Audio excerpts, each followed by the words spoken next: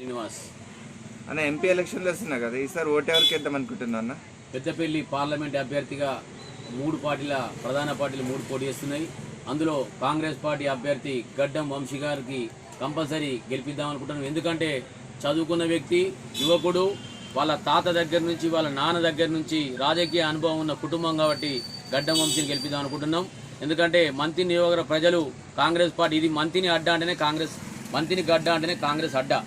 ముఖ్యంగా శ్రీపాదరావు గారు, శ్రీధర్బాబు గారి అండదండలతో అప్పుడు వెంకటస్వామి, వివేకు, ఇప్పుడు వంశీని కంపల్సరీ గెలిపించేది. ఎందుకంటే పెద్ద ఎత్తున ఇప్పుడున్న కొప్పుల ఈశ్వర్ గారు, గోమా శ్రీనివాస్ వాళ్ళకి అసలు రాజకీయ అనుభవం ఉన్నది కావచ్చు కానీ రాజకీయంగా వెనుకబడ్డరు. ఇద్దరు ముసలోళ్లే కాబట్టి వంశీ యువకుడు, అందరిని కలుపుకో వ్యక్తి.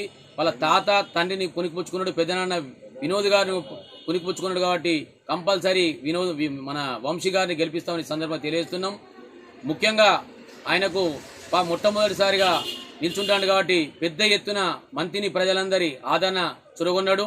నియోజకవర్గం కాకుండా పెద్దపల్లి పార్లమెంట్ బదులు 7 నియోజకవర్గాల్లో శ్రీధర్బాబు గారి కృషి అమోఘమని సందర్భం తెలియజేస్తూ పెద్ద ఎత్తున మా మంత్రిని మంత్రిని టౌన్లో కూడా పెద్ద ఎత్తున మేయాటిస్తామని సందర్భంగా తెలియజేస్తున్నాం. కొప్పుల ఈశ్వర్కి ఎందుకు ఓటేయారన్న మీరు? కొప్పుల ఈశ్వరు టీఆర్ఎస్ పార్టీ, ఆయన చేసింది ఏం లేదు. మంత్రికి కనీసం ₹1 పని చేసినది లేదు. ఆ గోమా శ్రీనివాస్ ఎవరో మంత్రిని ప్రజలకు తెలియదు. కొప్పుల ఈశ్వరు మంత్రిగా ఉన్నాడు, ఒక 5 సార్లు గెలిచిండు. కనీసం మంత్రిలో ఏ వాడ ఎక్కన్నది, ఏ ఊరు ఎక్కన్నది తెలియని వ్యక్తి అంటే కొప్పుల ఈశ్వర్కి మంత్రులు అసలు ఓటు వేయరని సందర్భంగా తెలియజేస్తున్నాడు. ఇక నరేంద్ర మోడీ అసలు ఏం చేసిండు? అసలు బీజేపీ పార్టీ తెలంగాణలో లేనిలేదు. తెలంగాణలో నరేంద్ర మోడీ చేసింది ఏం లేదు. 10 ఏళ్ళు చేసిన నరేంద్ర మోడీ కనీసం మా మంత్రికి ఏం చేసినా మీ సందర్భం మేము అడుగుతున్నాం. గడ్డ వంశీకి ఓటేస్తే మీకు మంచి జరుగుతుందని నమ్ముతున్నారన్న?